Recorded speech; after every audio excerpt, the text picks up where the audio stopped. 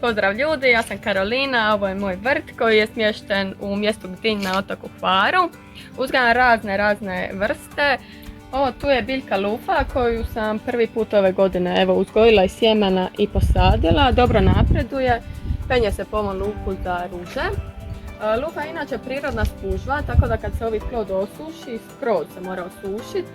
Unutra se nalazi spužva koju možemo koristiti za pranje posuđa i tuširanje.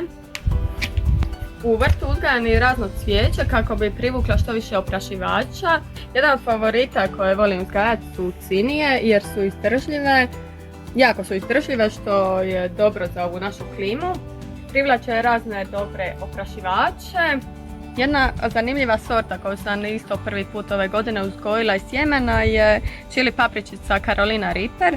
Još nema plodova, nadam se da će biti da probam, iako kažu da bolje ne jer je jako ljuta. Nju držim u stakleniku i evo za sad je dobro napreduje.